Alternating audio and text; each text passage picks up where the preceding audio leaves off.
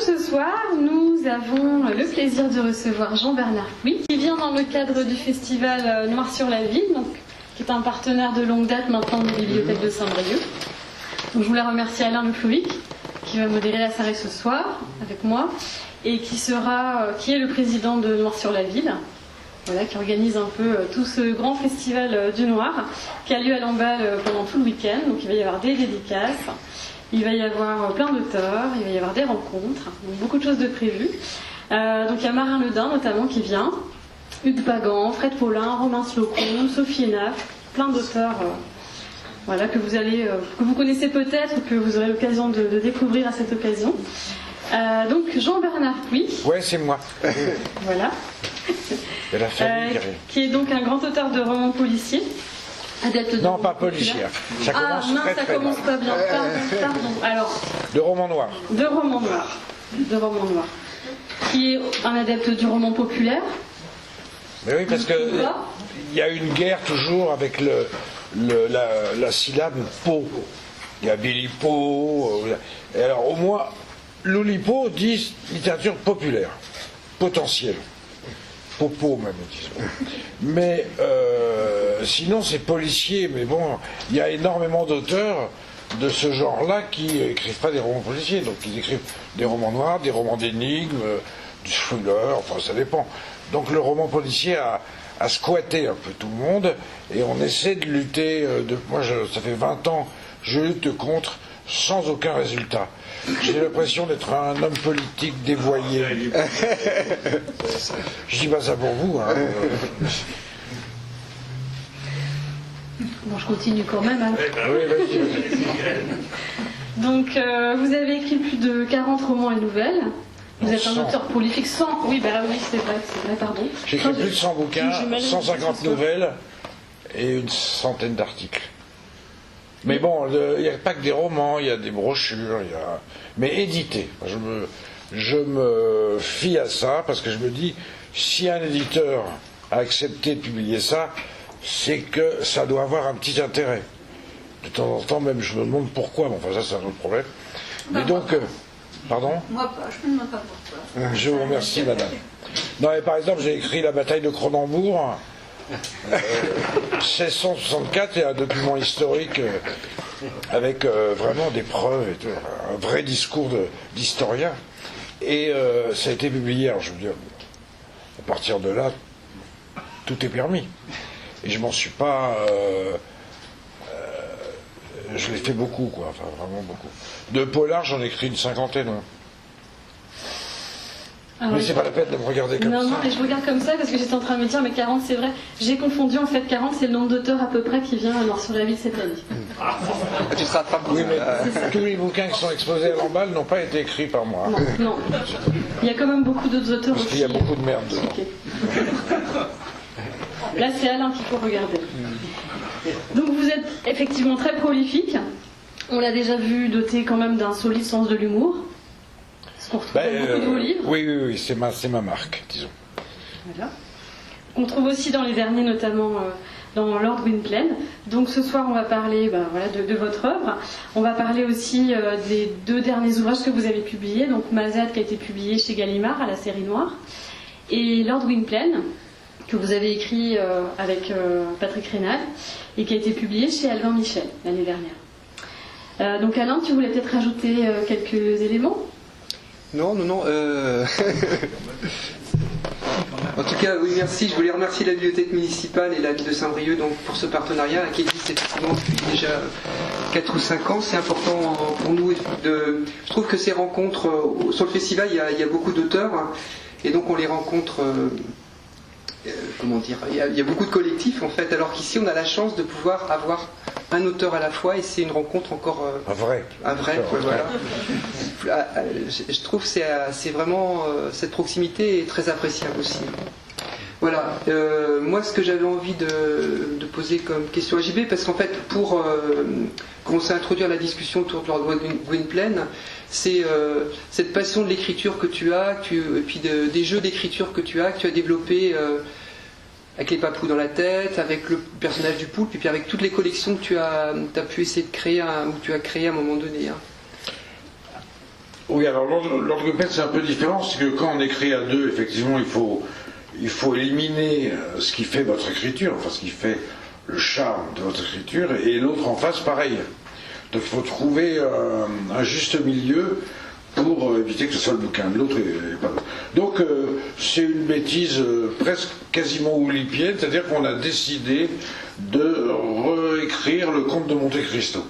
Pourquoi? Parce que le Comte de Monte Cristo, tout le monde l'a lu ou presque, ou on en a entendu parler, ou l'a vu au cinéma, et on se demande pourquoi. Parce que nous, quand on l'a lu, moi je l'ai lu il y a très très longtemps, mais là j'étais obligé de le relire, c'est complètement... c'est un peu nul. Bon, le début est bien. Jusqu'au moment où il s'évade, c'est bien.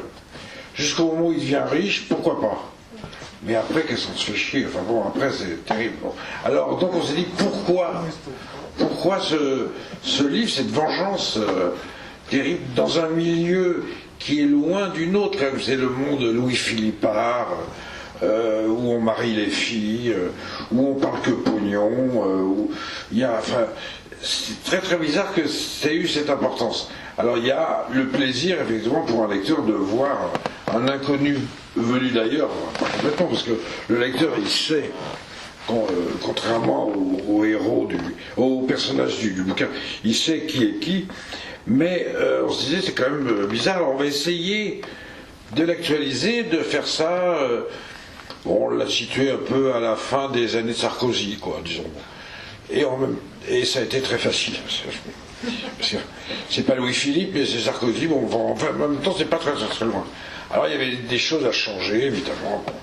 Surtout le rapport au mariage, le fait de marier les filles à 18 ans, elles n'ont rien à dire. Tout ça, il fallait quand même adapter le plus possible. Et l'essentiel, c'est qu'on s'est bien marré à le faire. Enfin, bon, c'est surtout ça. Et alors, quand on s'amuse bien à le faire, après, s'il y a un éditeur qui est d'accord, tant mieux. Vaut que la galère. Moi, j'ai écrit des bouquins où j'étais vraiment, un, pas fier de moi, et deux, pas sûr de moi, et c'était... il n'y a pas de problème, monsieur Pur, ça en est proche. Donc, comme moi j'écris vite et beaucoup, et surtout j'ai une pratique qui s'est développée aussi avec les préceptes de l'Oulipo. Tu peux peut-être expliquer, peut-être rappeler aux gens ce que c'est que... Alors l'Oulipo, c'est une société quasi secrète, hein, parce que c'est comme dans Tintin, ils ont tous des masques, enfin bon, qui a été fondée par Raymond Queneau, ce qui n'est pas rien, et par le Lyonnais qui est un mathématicien. Donc il y a tout un côté de l'Oulipo qui est le côté mathématique, là j'y comprends rien. Donc, mais ils ont des concepts assez intéressants. Et celui qui m'intéresse le plus, c'est un concept qui s'appelle le plagiat par anticipation. Ils trouvent que des tas d'auteurs anciens, ou récents mais avant eux, ont fait ce qu'eux voulaient faire. Donc ça c'est très intéressant. Donc nous on a dit que Alexandre Dumas en fait nous a copié. Monte Cristo c'est une réécriture de ça. Donc en prenant fait et cause pour ce genre de pratique, on peut s'amuser vraiment. Sinon, non, c'est la joie d'écrire. Bon, moi j'ai jamais voulu écrire, on m'a plus ou moins forcé, donc je me suis rendu compte de deux choses. Un, j'écrivais très vite, et deux, que je me marrais toujours en écrivant. Donc, y compris des choses sombres. Donc, en plus, il y a des trucs extérieurs. Bon, j'ai commencé quand s'est formé en France ce qu'on a appelé l'école française du polar dans les années 85-86, avec comme chef de file Didier Desdinx, qui avait vraiment cassé la baraque avec un roman qui s'appelait Meurtre en mémoire. Et on a fait un groupe comme ça. Et alors, l'avantage de ce groupe d'auteurs, qui avaient des noms relativement prestigieux, pas le mien, mais Jonquet, Fajardi, l'avantage c'est que chacun était très différent de l'autre. Donc il y avait... c'était un groupe qui était monoforme, mais en même temps très éclaté au niveau des principes. Le seul principe qui unissait tout le monde, c'est d'écrire du roman noir, c'est-à-dire ce qu'on appelle vulgairement du roman de critique sociale, quoi. Alors voilà, et comme moi j'ai commencé avec des textes un peu déconnants quand même, ben, j'ai continué. Ce qui est très agréable de pouvoir... Alors j'ai fait quelques textes sérieux, mais généralement c'est quand même un peu... Enfin, déconnant est un mot un peu fort, mais enfin c'est vraiment un regard sur la littérature, quoi. Et le fait d'écrire à plusieurs, c'est quelque chose que tu as déjà pratiqué, hein? Ah oui, on peut être 15, on peut... ce qu'il faut, c'est qu'il y ait quelqu'un qui tienne un peu le... J'ai fait des cadavres exquis avec 10 personnes. C'est un enfer, parce qu'au bout de la 5e ou 6e, il y en a un qui déconne à plein tuyau et qui sabre le truc sans s'en rendre compte. Donc il faut que ce soit piloté par un directeur de collection qui soit un peu sévère et qui... mais sinon, c'est pas un problème. Alors, mon pote Rénal, je l'ai connu avant d'écrire, donc... et puis, lui, il s'est mis à écrire des romans noirs, et puis après, il était directeur de la série noire. Alors bon, comment faire? Bon, sinon lui faire plaisir. Donc, c'est un hasard, hein, c'était mon ami. Et donc, on continue, il est plus directeur de la série noire, mais il continue à écrire, et donc, bon, on fait des choses ensemble de temps en temps. On a fait quelques textes ensemble qui ne sont pas forcément montrables à tout le monde, mais ça c'est simple. Et alors, le conte de Monte Cristo, pourquoi avoir choisi ce texte-là? Ça tu nous as pas dit, hein? Ah non, ça c'est Rénal, ça. Et quand Rénal dit quelque chose, moi je ferme ma gueule. Ça va voir. Moi j'aurais préféré réécrire l'Odyssée. Plus sympa. Puis il y a les problèmes de féminisme, tout ça dedans qui sont plus actuels. Mais on va peut-être le faire, je sais pas, on va voir. C'est quand même l'Odyssée, vous avez vu l'Odyssée? C'est formidable l'Odyssée. C'est quand même un type qui passe 10 ans à Troie, pendant les guerres de Troie, à se battre tout nu, couvert d'huile avec ses potes, bon. Et puis un jour, ça s'arrête. Et ils savent pas...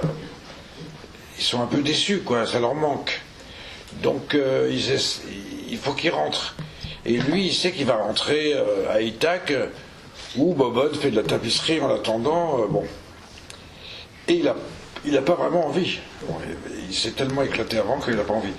Donc il trouve un truc formidable, c'est qu'il insulte les dieux, et notamment son dieu protecteur, c'est-à-dire Athéna. Alors immédiatement, les autres, pour le venger, lui font tomber sur la gueule des orages, des tempêtes et tout, ce qui fait qu'il n'arrive pas à rentrer. Et il passe 10 ans, il fait 10 ans à rentrer à Ithaque, et pendant ces 10 ans, il n'est pas ah mon Dieu, je ne peux pas rentrer. Il se tape Circé, Nausicaa, Calypso, enfin, des histoires d'amour extraordinaires. Alors, pendant ce temps-là, Pénélope, elle continue à faire de la tapisserie. Et puis, à un moment donné, quand même, il rentre, à cause de son fils surtout. Et entre-temps, Pénélope, elle a craqué. Il faut s'occuper des royaumes, c'était un peu trop dur pour elle, donc elle a décidé de convoler avec un prétendant. Et en fait, elle l'a pratiquement choisi quand Ulysse revient. Et Ulysse, qu'est-ce qu'il fait? Il tue tout le monde. Il reprend sa place. Donc c'est quand même un truc très dur, surtout en ce moment, avec les lectures qu'on a des certains faits divers. Donc on va jouer là-dessus. Je sais pas, on va voir. Ah, c'est parti pour l'idée, elle est déjà... Non, l'idée elle est là, mais elle est déposée à l'INPI. Non, pas du tout, mais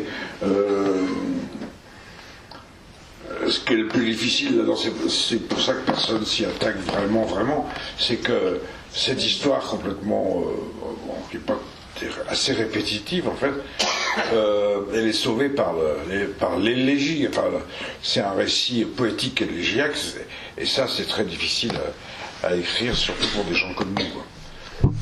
Voilà. Et alors, peut-être. Ouais. Et donc si on revient sur Lord Gwynplaine, Comment s'est passée l'écriture? Est-ce que c'est une adaptation que vous avez voulu faire?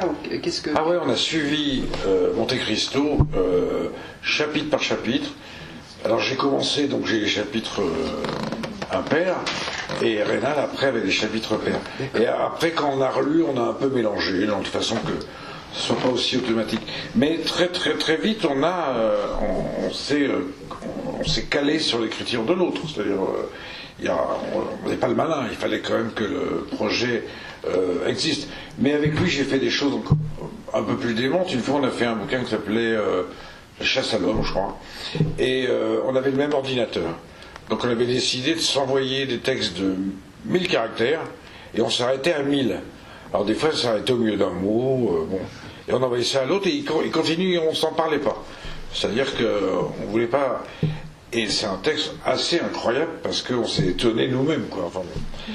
Et pour étonner l'adversaire, on s'étonne aussi soi-même, bien évidemment. Mais il faut... moi je le connais bien, donc il faut choisir ses partenaires dans ces cas-là, sinon ça ne marche pas. Je ne pourrais pas écrire un bouquin avec Avelino Tombe, par exemple. Peut-être, mais enfin, a priori, ça me semble difficile. Bon. Et pour les dialogues, comment est-ce que vous vous êtes organisé? Vous avez fait de la même manière, chapitre par chapitre aussi, ou pour les dialogues?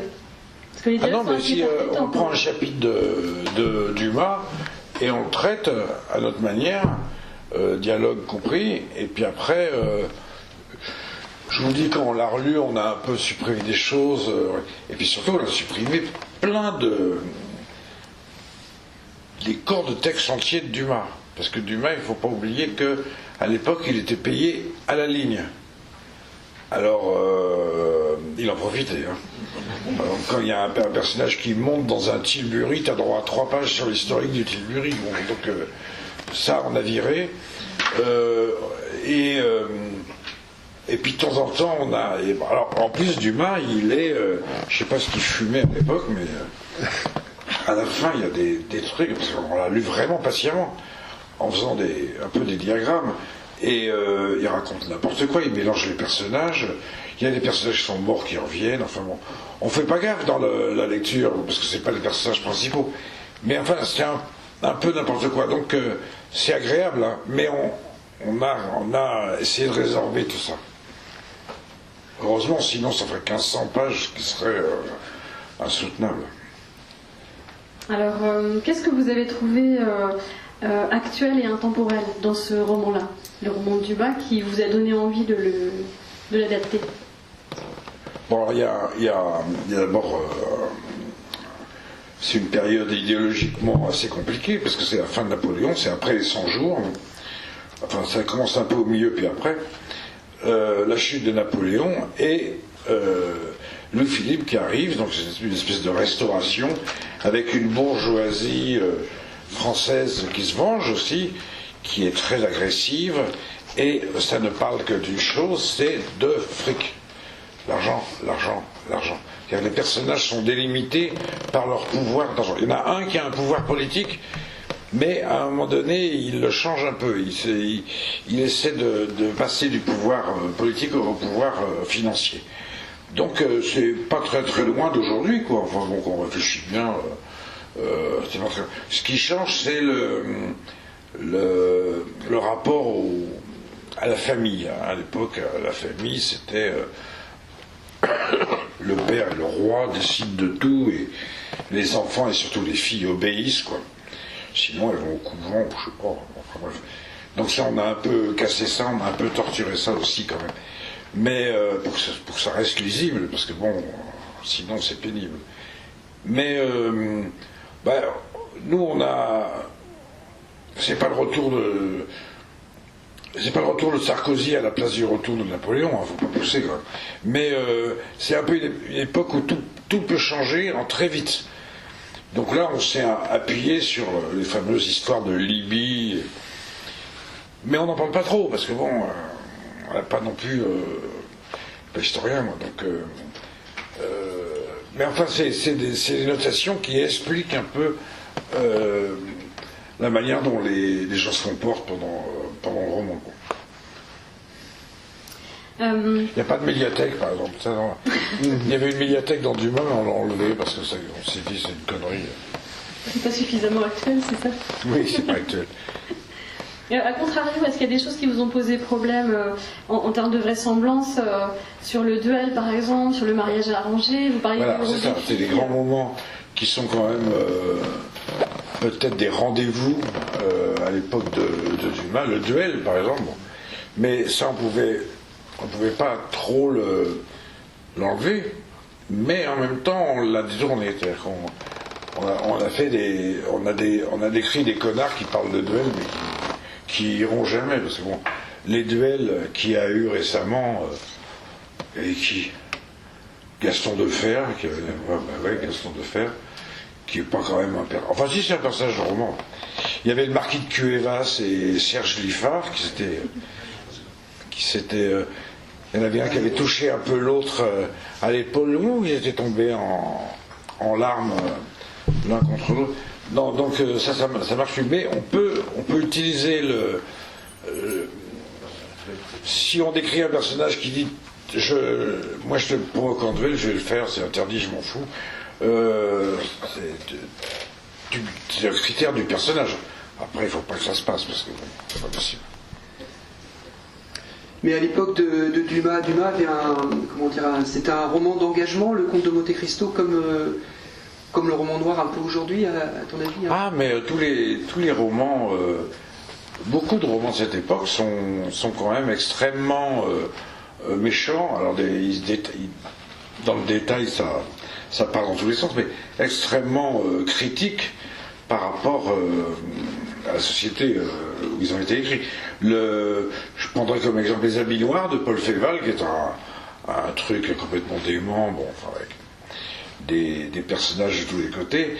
Et ben, à la fin de sa vie, comme Féval, il yoyotait un peu, il est devenu catho, il a réécrit Les Habits Noirs d'une façon catholique, intégriste. C'est-à-dire que c'est chiant comme la mort, après c'est plus du tout marrant comme c'était au début, quoi. Donc même les romans populaires de l'époque parlent de leur temps. Alors il y a quand même le côté secret, société secrète, mais bon, ça peut exister encore aujourd'hui, hein. Mais société secrète qui emporte le morceau. Dans Dumas, c'est la critique d'une bourgeoisie conquérante,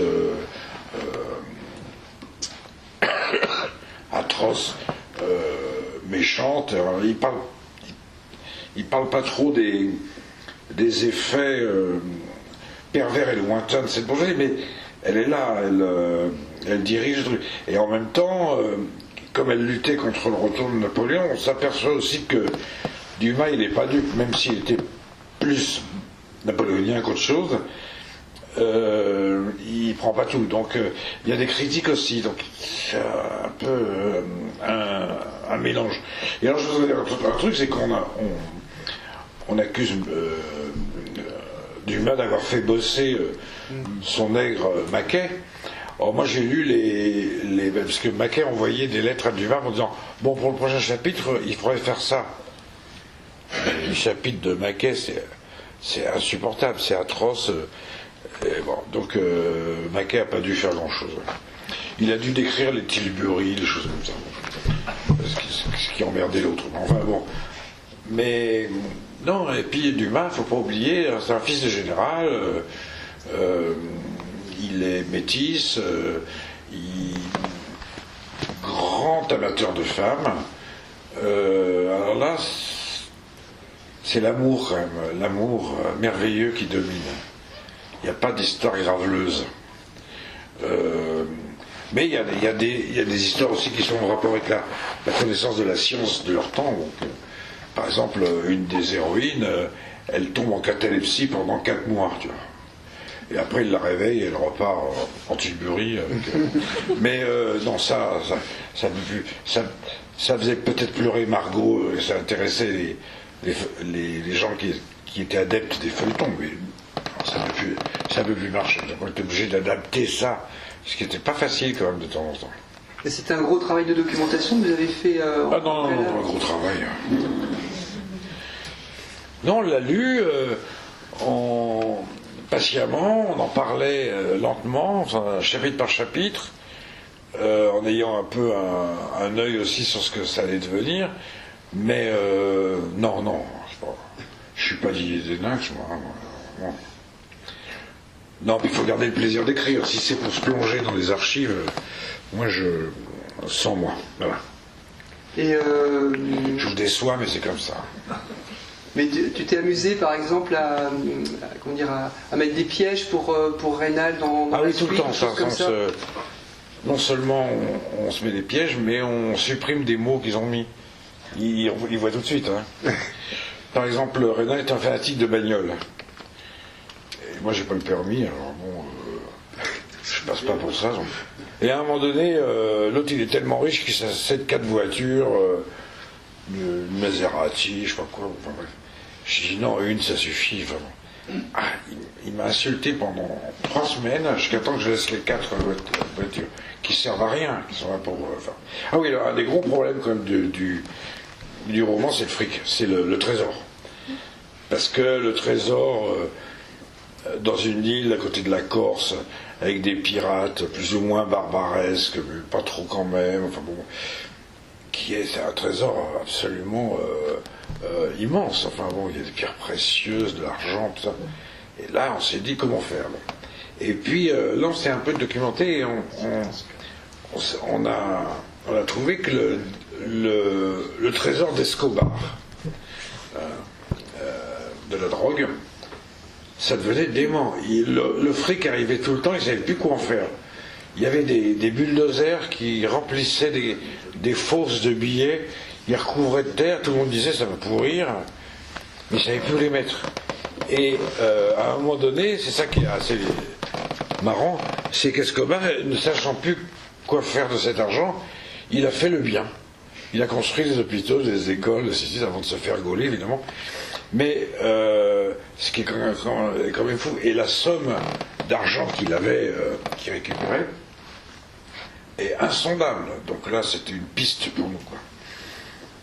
Je vous raconte pas tout parce que vous n'aurez pas de surprise.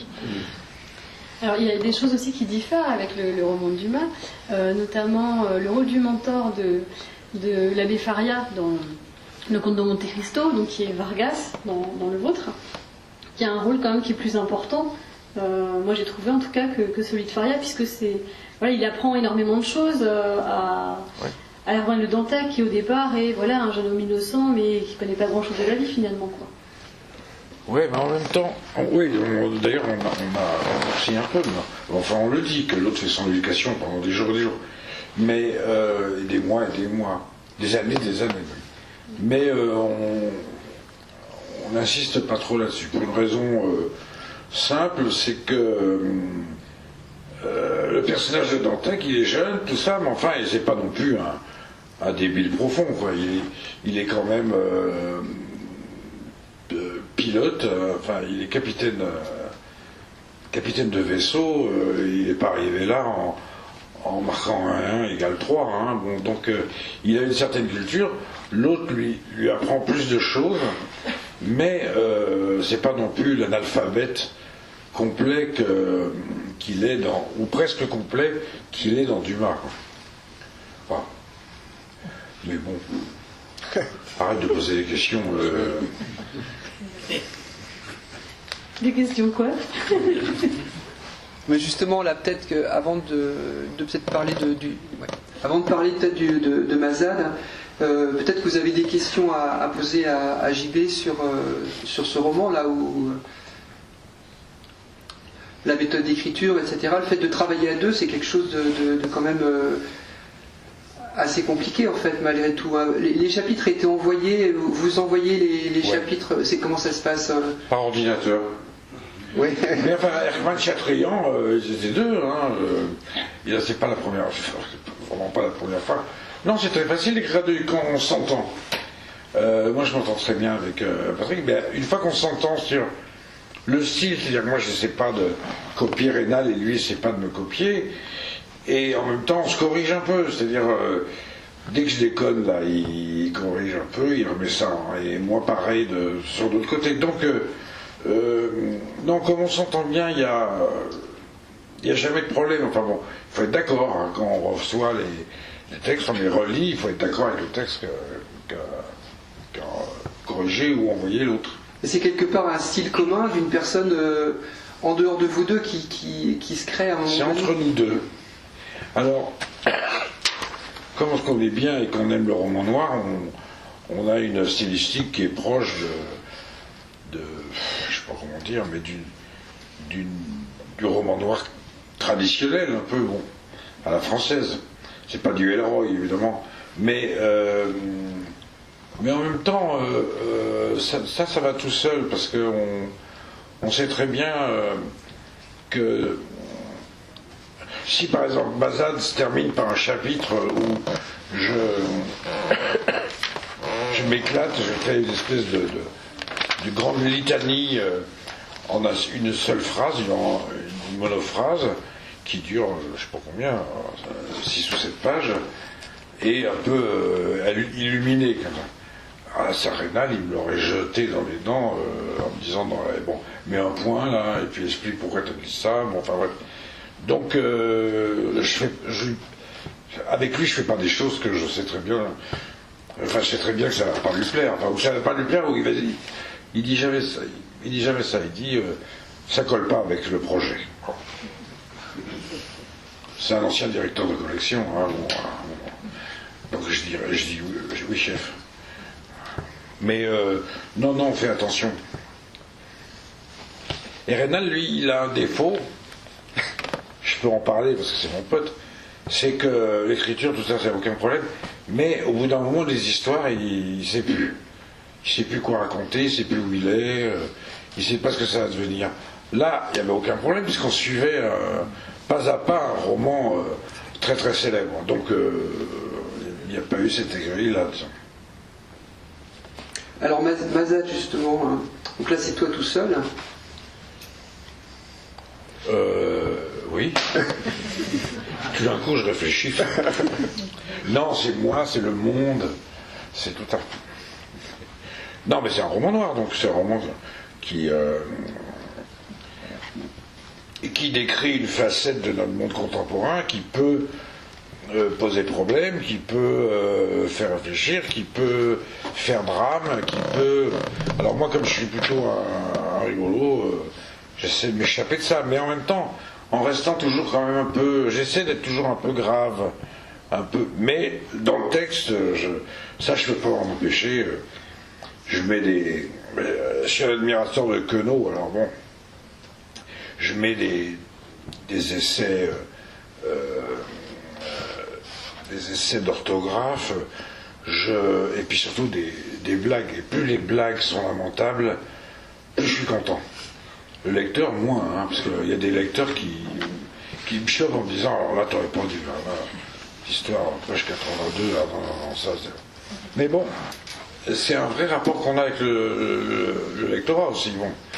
Au moins, il réagit à ce que vous écrivez au lieu de dire simplement ça m'a plu, c'est pas mal. Bon, enfin. Donc là, moi, j'ai des turiféraires qui sont très très pointus et qui m'attaquent souvent pour ce que je peux écrire dans un roman. Mais ça, c'est très bien. Je suis très content. Et Mazad, pour ça.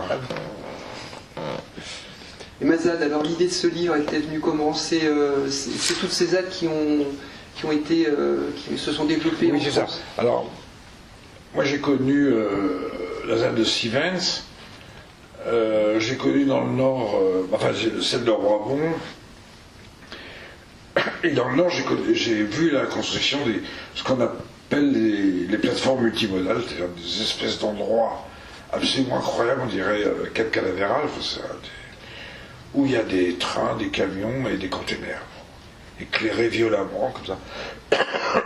Et dans le Nord, où j'ai vu ça, ça a toujours été sur des terrains où il n'y avait pas beaucoup de culture, quelquefois des zones humides, pas toujours, et personne ne disait rien. Je me suis un peu lancé là-dedans. Alors pas question de parler de Notre-Dame-des-Landes, parce que je ne connais pas bien, et puis il ne faut pas gêner le fonctionnement de la lutte au moment où ça se passait. Mais j'en ai créé une, quoi. Bon, donc, et là c'est un personnage, mais je ne voulais pas faire un personnage pour ou contre, t'es au milieu. C'est un type qui livre des légumes bio dans les supermarchés du coin. Donc il est un peu quand même un peu moderne, enfin il comprend un peu les choses. Et puis il y a plein de trucs qui s'acharnent sur lui en très très peu de temps, jusqu'au moment où, comme on dit maintenant, il a un burn-out, quoi. Il a une maison là, mais il accueille des gens qui luttent là dans le coin pour vivre chez lui, tout ça. Bon. Et petit à petit, c'est pas un foudre de guerre, mais petit à petit, il est avec eux. Bon, en plus, il se fait casser la gueule par des fascistes plus loin, enfin bref, qui le connaissent. Donc il devient un peu énervé. Et dans cette troupe qui habite chez lui, il y a une jeune fille. Voilà. Bon, il n'y a pas de romance, il n'y a pas de jeune fille qui arrive. Mais cette jeune fille est très particulière parce que c'est une citation. C'est une citation de la jeune fille qui vient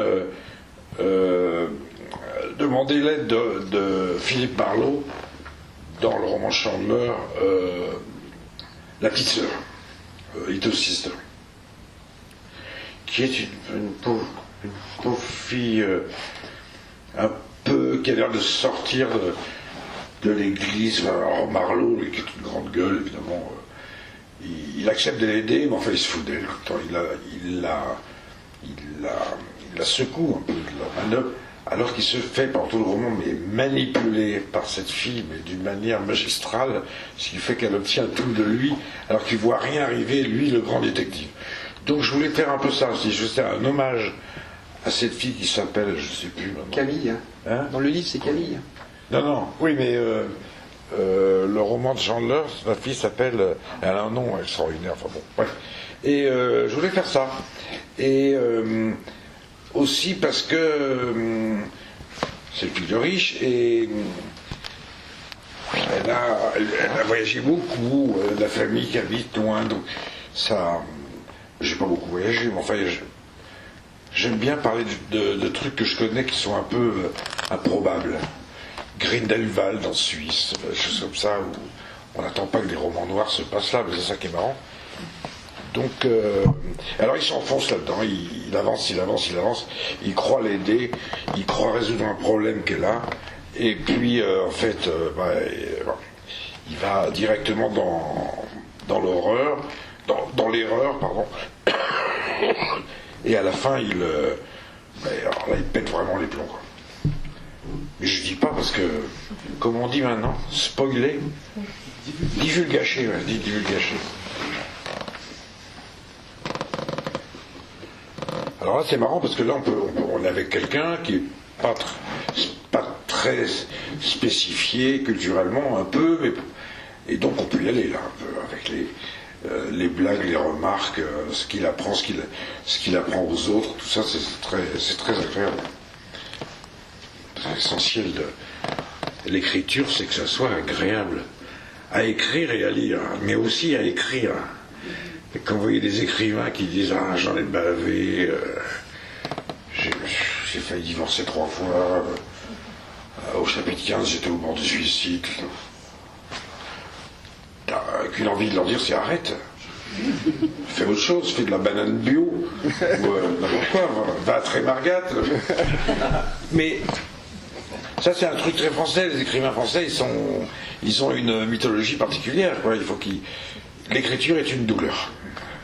S'ils n'en chient pas, si ils divorcent pas, ils maigrissent pas, ils n'ont pas un cancer, ça va pas. Ils sont pas des vrais écrivains. Et en plus, il faut qu'ils écoutent Mozart toute la journée et qu'ils aient un chat. Alors là, bon. Mais sinon, les écrivains américains, c'est le contraire. Hein. Les écrivains américains, pour être un bon écrivain américain, il faut avoir divorcé 12 fois, avoir exercé 40 métiers, être alcoolique, profond, et un peu suicidaire depuis Hemingway. Là, c'est bon. Enfin, les écrivains américains, t'en trouves pas beaucoup comme ça, il y en a. Et pareil, les écrivains français, généralement, ils sont quand même plus détachés de ça. C'est pas quand même le malheur. Enfin, souvent, on a envie de leur dire, mais arrête d'être malheureux. Enfin, c'est terrible. Le vertige, la page blanche, toutes ces conneries. Alors justement, donc il y a eu c'est quand même deux gros livres en fait malgré tout l'année dernière. Et actuellement là, qu'est-ce que tu prépares? J'ai un livre qui doit paraître en janvier. Là. C'est un Nestor Burma, parce qu'il y a un éditeur populaire français qui a décidé de refaire les Burma sous prétexte que Burma, dans les 20 arrondissements de Paris, il en a loupé 5. Il en manque 5. Alors, c'est pas cela qu'il faut prendre, mais elle veut refaire Burma. Et moi, Léo Mallet, je l'ai pas. C'est pas un mec que j'aime beaucoup. C'est un anarchiste d'opérette, macho, et puis sur la fin, il yoyotait vraiment. Donc, mais c'est un exercice, c'est encore un exercice presque olympien, c'est-à-dire prendre un personnage, un détective, aujourd'hui, ça, c'est pas possible. Donc, il faut trouver l'équivalent. Et puis chacun un arrondissement. Donc moi j'ai pris le 4e où j'habite et où là je peux raconter toutes les histoires du 4e que je connais et j'en connais. Donc on peut rigoler et puis ouais, mais c'est un exercice de style quoi. C'est un peu ça c'est très agréable à faire. Sinon bah, j'ai un projet, c'est que j'ai déjà des textes, mais je ne suis pas complètement déterminé. Mais je voudrais écrire un bouquin qui s'appelle Godot revient. Non. Godot est arrivé. Ça fait quand même un petit moment qu'on l'attend. Hein. Et il arrive et première chose qu'il dit, putain, 1 heure, ils auraient pu attendre quand même. C'est bordel, enfin bon. Donc, travailler, alors là, c'est travailler plutôt sur une... Pas essayer de copier Beckett, évidemment. Ça casse-gueule tout de suite. Mais essayer de travailler sur une forme stylistique un peu différente, actuelle, mais un peu différente. Et puis, il y a forcément une bonne raison pour laquelle il était en retard. Il a attendu au McDo pendant 1 heure parce qu'on avait oublié, un truc comme ça quoi. Mais pendant ce temps-là, il parle du monde quoi. Alors ça je vais le faire peut-être, je sais pas. J'en ai des morceaux mais bon, faut attendre. Alors moi j'ai une question sur plus globale. Ici vous avez un petit livre moi que j'adore, c'est Une brève histoire du polar. Hein, où tu nous parles de ta vision, en fait tu classifies à ta façon les différents auteurs de polar, français, étrangers, etc. Hein. Comment est-ce que tu vois un peu l'évolution du polar aujourd'hui hein? Ben, il y a ce que je sens plus par rapport à une certaine époque, c'est qu'il y a des périodes assez fortes. On a eu une grosse période thriller, avec les serial killers, tout ça, bon, avec la viande au plafond, c'est insupportable, moi j'écris jamais une scène de violence, alors bon, mais qui a eu une grande mode, surtout au niveau, écrit souvent par des femmes et lectrices femmes. Le thriller, c'est un roman criminel, où la base c'est la psychopathologie quand même. Après il y a des romans, il y a eu des grandes périodes là du roman scandinave.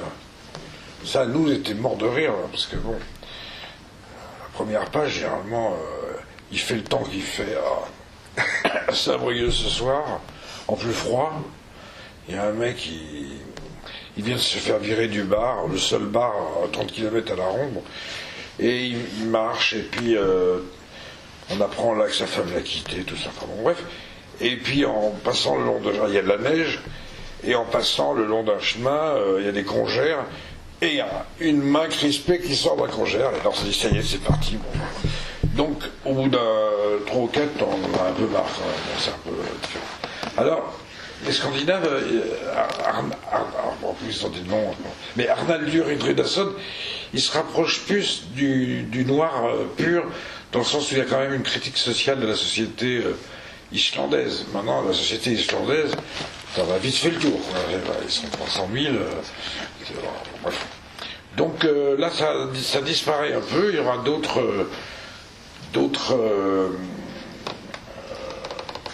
Alors, oui, en ce moment aussi, il y a chez les Français, ça c'est l'arrivée d'écrivains qui s'occupent de l'étranger. Alors, il y en a un, alors, je vais pas citer les noms, mais il y en a un qui s'occupe que des lapons. Des enquêtes policières chez les lapons. Enfin bon, oui, pourquoi pas. Enfin, bon. Il y en a un, c'est les Mongols. Alors, il y a un commissaire de police mongol. C'est marrant au début, mais au bout d'un moment, on en a un peu marre. Quoi. Et puis, ça c'est une mode qui va un peu disparaître aussi. Mais il y a quand même toujours un noyau dur d'écrivains un peu politiques quand même, un peu plus politiques qui s'occupent des questionnements actuels sur le travail, la valeur, bon, choses comme ça. Quelqu'un comme Marin Ledin, par exemple, qui sera là déjà. Marin Ledin, qui l'a vécu, il a travaillé au Télécom, il a failli se suicider, il a tout plaqué, il a écrit au 40. Donc, il y a des gens comme ça qui essaient de travailler plus sur le social, le sociopolitique du moins, et d'en faire des romans. Enfin, il faut quand même qu'il y ait une histoire, il faut quand même qu'il y ait une pulsion. Enfin, il faut qu'il y ait... Donc, et c'est pas ce qui manque. Hein. Donc, il y a l'arrivée des femmes qui est, bon, depuis 20 ans quand même, enfin 15 ans, qui est vraiment prédominante, où elles étaient un peu partie congrue du roman noir. Je parle du roman noir parce que les romans à énigmes, c'est pratiquement que des femmes, et les thrillers aussi. Donc, le roman policier a du mal, d'abord parce qu'il y en a eu trop, et puis il y a une mauvaise image de la police.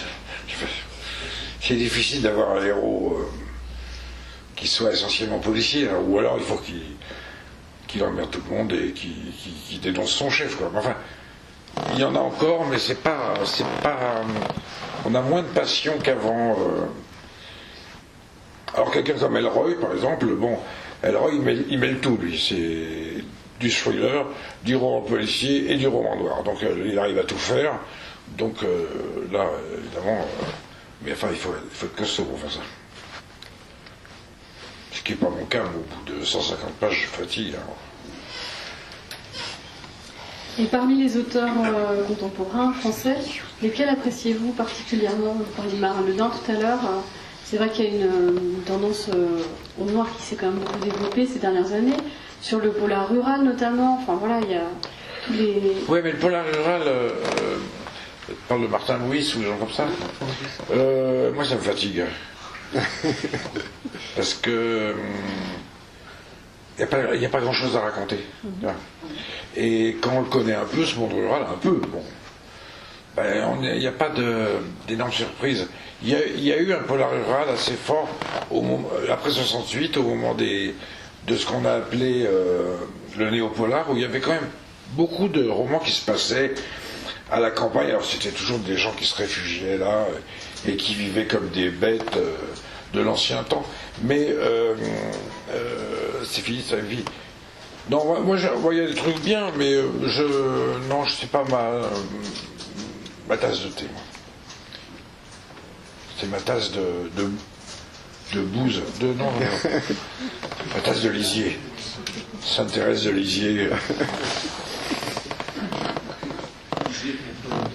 Hein? C'était lisier pour pleurer. Oui,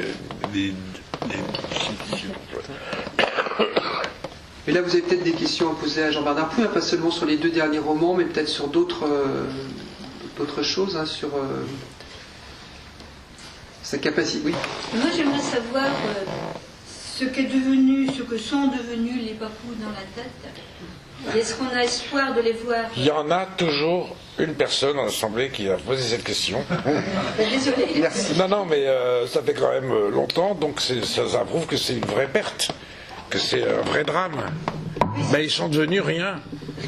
C'est-à-dire que Françoise Strossard, sans trop prévenir, elle a fait valoir ses droits à la retraite, elle a été productrice de l'émission, et puis elle est partie, c'était un peu avant les vacances, c'était au mois de juillet. Moi je l'ai appris en septembre en revenant. Alors il y a des traîtres qui ont essayé, de la même équipe, qui ont essayé de refaire ça, du Conseil, Mordillat, mais ça n'a pas marché du tout. parce que Françoise Rossard, elle avait été formée par son mari, et qu'il y avait une dose de culture, une dose de folie et une dose d'humour. Enfin, elle mélangeait bien les trois. Et ceux qui ont essayé de refaire les Papous, ils voulaient faire un peu comme des stand-up, quoi, faire des paroles de jeunes qui n'en veulent. Ça marche pas. C'est pas possible. L'autre jour, il y a un type qui m'envoie un mail, la revue Charles, là, et ils font un numéro sur Charles de Gaulle. Ils me demandent à moi de faire un article sur Charles de Gaulle. Donc je me suis souvenu tout d'un coup que j'avais fait un truc au Papou sur Charles de Gaulle, qui était un boxeur qui était appelé, avant 58, qui appelé l'étrangleur de Haute-Marne, et tout ça, et que tout le monde voulait rencontrer. Ce catcheur avec un gros ventre, habillé en violet. Et donc c'est une lettre d'Yvonne qui demande à sa copine, mais qu'est-ce que je peux faire pour quand même lui dire d'arrêter ses conneries, quoi, parce que maintenant la France l'appelle. Bon. Et donc je me suis souvenu de cette lettre, je l'ai relue, ça m'a fait marrer, que j'avais écrit il y a je sais pas combien de temps. Et donc j'ai envoyé, c'était écroulé de rire, il me dit merci, qu'est-ce que t'es rapide. Donc c'est en même temps, il faut que ça soit du domaine de la culture quand même. Bon là non, mais par exemple j'ai fait des poèmes, j'ai écrit des poèmes, je les appelle les poèmes fins de François Mauriac, sauf que c'est des poèmes atroces, enfin monstrueux, qui riment à peine, où il raconte que des trucs de pinard et tout ça, parce que ça colle pas à François Mauriac. Dedans il y a des éléments qui peuvent faire penser à Mauriac, mais c'est pas lui. Bon, mais c'est très très rigolo à faire, ça. Et nous on en faisait des tonnes et des tonnes de trucs comme ça. Surtout que c'était un très très bon exercice. Pendant 20 ans j'ai fait ça, enfin presque 20 ans. On arrivait, elle nous disait bon allez on fait ça, vous avez une demi-heure.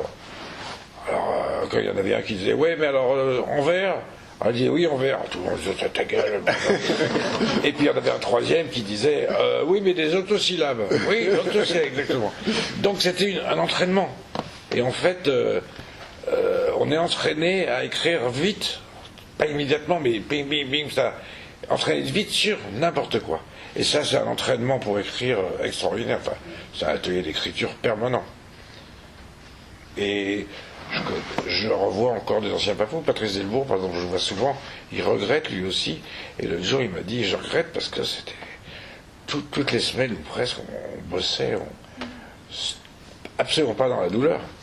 Et sur des exercices, des fois, qui étaient le contraire de notre image, de ce qu'on peut être ou de ce qu'on peut dire. Donc c'était formidable.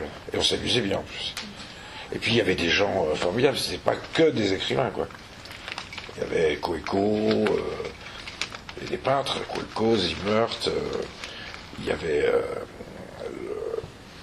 le peintre argentin, c'est vrai. Donc c'était des gens complètement différents, avec des tons différents, des voix différentes, et c'était le mélange qui était... des fois on se s'emmerdait à l'écouter, mais des fois non. Et c'était toujours bien. Et il y a des exercices qui restent un peu, que les gens font maintenant aussi dans le privé. Hein, alors demain par exemple, à la médiathèque de Lorval, on fait des romans interactifs. Bon, là aussi c'est très rigolo. Bon, on les fait comme on les faisait là-bas, c'est-à-dire on n'en parle pas, on passe à l'autre qui le... Bon. Donc, et ça plaît au public. Quand ce qu'on faisait aussi, deviner un texte, on l'a fait partout, ça marche beaucoup. Tu choisis un texte, tu le lis, et il faut que les gens répondent à des questions avant de trouver ce que c'est, quoi. Bon, des choses simples, mais c'est une sacrée école d'écriture. Parce que j'avais l'impression qu'au moment où on vous a enlevé le dimanche sur le coup de midi et pour vous mettre le samedi soir, Françoise Rossard elle a vraiment mal réagi. Là. Enfin, elle était... Ouais, mais je crois qu'elle en avait marre. Mais pour être honnête, Françoise Rossard, Elle n'était pas fut de temps en temps. Comme les Suédois, comme les Arabes. Non, c'était... je ne sais plus qui avait trouvé ça. Moi, je m'en sers de temps en temps. Il disait, ah, elle n'a pas sucé la tour Eiffel pour la rendre pointue. C'était une formule comme une autre. Mais c'est vrai qu'il y a des choses qu'elle comprenait. Et puis, il y avait des choses... Elle n'était pas dedans. Elle ne comprenait pas qu'on puisse faire ça, quoi. Qu'on puisse déconner. En revanche, elle était très admirative quand on citait des poètes, quand là, quelqu'un comme Jacques Vallée, qui est très spécialiste, ça, elle adorait aussi, parce qu'elle a une culture, quand même. Mais elle était poète. Il fallait pas parler de sexe. Donc on en parlait en faisant des contrepétries, parce qu'elle ne comprenait pas les contrepétries. Donc Patrice Delbourg, qui était le spécialiste de ça, il faisait des textes avec des contrepétries de salaces dedans. Elle était là. Elle ne comprenait pas, donc on peut payer. C'est ce qui donnait le ton à l'émission. Pas parler de politique et pas parler de sexe. Et la religion un peu... Enfin, on pouvait... moi j'avais fait un truc sur l'anus du pape, anus dei, comme... c'était une recette de cuisine. Et là, elle m'en avait... c'était marré, enfin... Une semaine après, elle m'en avait voulu parce que c'était toujours la même personne qui lui écrivait des lettres horrifiées, pas d'insultes, mais en disant comment à la radio nationale en plus, enfin bref. Et on a su qui c'était, c'est toujours la même, la marquise de Pompignan, qui écrivait en disant on se moque pas de la religion, notre pape, tout ça. Donc on rigolait, donc la marquise de Pompignan est devenue un personnage de temps en temps. Et là, elle a pu écrire, là. Ou alors elle est morte, je sais pas. D'autres questions hein? Bon, juste une observation, c'est que c'est depuis ce moment-là que vous vous grattez toujours la tête. Non, c'est les poules, c'est depuis que j'ai les enfants, ouais.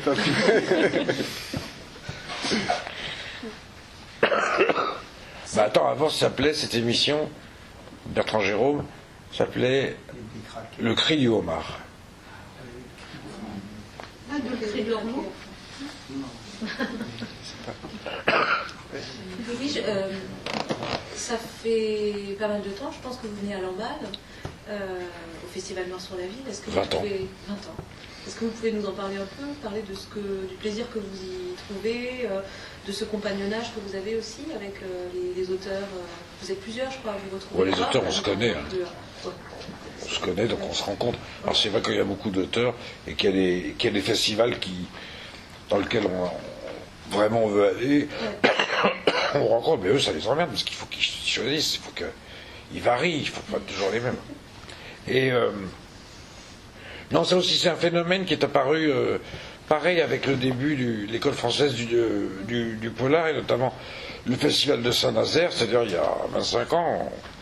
Il y a quelqu'un qui a fait fille de Saint-Nazaire, qui a fait un festival qui s'appelle le Festival du Crime, jusqu'au moment où le département voulait plus du fric, parce qu'il ne faut pas que ça s'appelle comme ça, mais qui a fait un festival qui a été un peu le modèle de tous les festivals après, des bons festivals, où on s'amusait énormément, où il y avait du monde, ça changeait tous les ans, enfin bref, et à Saint-Nazaire, qui est une ville complexe et très très très très intéressante. Et puis il y a des festivals qui ont grossi, je sais pas, moi je pense que Lamballe, dès le début, il y a un truc. Alors, qu'est-ce que c'est? Alors, on sait très bien que c'est pas... Alors, il y a des festivals où le soir, il y a le poète-poète, la fête, ou le rock'n'roll. Bon, Lamballe, c'est pas tellement ça, parce qu'ils travaillent pendant toute l'année. Donc là, c'est un moment vraiment de réunion où le public, qui est nombreux, vient parler avec les auteurs et vient acheter des bouquins. Il y en a qui sortent avec des piles de bouquins. Pour Noël, là, parce que c'est bien la date. Ils ont prévu ça. Donc il y a quelques festivals qui sont comme ça, très... il y en a qui ont disparu, il y en a qui sont... Lyon, c'est différent. Lyon, c'est le salon du livre, ça n'a rien à voir. Bon, c'est pas pareil. Ils ont des rondes. Parce qu'eux, ils se débrouillent avec pas grand-chose. Il y en a un qui est très bien, c'est le Goéland masqué, maintenant, qui est à Pamar, qui est un festival très très agréable. En plus, c'est l'été, ce qui change quand même. Il y a Pau qui est un bon festival. Alors c'est vrai qu'on se rencontre, on se réunit et on voit toujours un peu les mêmes, mais il y en a qui disparaissent, qui reviennent. Bon. Mais il y a. Hein? Oui, il y en a qui disparaissent dans une autre. Ah, il y en a qui disparaissent définitivement également. Mais nous aussi bientôt. Hein. Non, mais ce que je voulais dire, c'est que ici, ce qui est terrible, c'est la convivialité. C'est-à-dire, il n'y a aucun problème. Bon. Alors, il y a des gens qui sont chez l'habitant, d'autres qui sont à l'hôtel. Mais les chichis pour manger, heureusement, ils ont des bénévoles, hein, parce que les bénévoles, ça bosse. Hein. Mais bon, on se retrouve tous, on se débrouille et tout va très bien. Et puis surtout, dans les festivals, on a généré des auteurs, quoi. Il y a des gens proprement dits du festival qui sont devenus auteurs. Ici, il y a Flageol, par exemple, qui est devenu auteur, et il y en a d'autres qui participent au concours de nouvelles, et puis qui après vont un peu plus haut. Donc c'est vraiment un mouvement. Alors il y a des festivals, c'est vrai, qui sont un peu chiants, un peu poète-poète, bon. Mais ils ne durent pas longtemps, cela, généralement. Et cette envie je rebondis là-dessus, cette envie de proposer à d'autres d'écrire, toi tu as cette passion-là, et donc tu en parles en parlant de notre festival et sans doute d'autres aussi, hein, comme étant un lieu où il peut émerger de nouveaux auteurs. Ça a été ton idée avec le Poulpe là pendant... Oui, c'est ça, moi j'ai pas une autre opinion de moi-même, je parle dans la course du rat littéraire, mais ce que je suis capable de faire, il y a plein de gens que je rencontre qui sont intelligents, intéressants, marrants, cultivés, je me dis, et qui ont envie d'écrire. Je dis, mais vas-y, écris, puis si c'est bon, on va t'aider. Donc il y en a plein qui ont fait. Et le Poulpe, c'était ça, c'est-à-dire que tout d'un coup, on a fondé une collection pour des tas de raisons, mais à chaque fois, c'est un auteur différent. Très très vite, c'était les inconnus. Et il y en a qui ont commencé par le Poulpe et qui sont maintenant réputés, je sais pas, Boulou d'Accouche, ou gens comme ça, ils ont leur premier bouquin, c'était le Poulpe. Donc là, ça a été galère parce que bon, c'était un peu prise de tête, mais il n'y a pas de raison, quoi. On va peut-être s'arrêter là, à moins qu'il y ait d'autres questions. Et puis vous pouvez discuter avec JB en direct. Et puis je crois qu'il y a des livres. D'abord, j'ai fumé une cigarette là. Merci JB. Merci. Merci.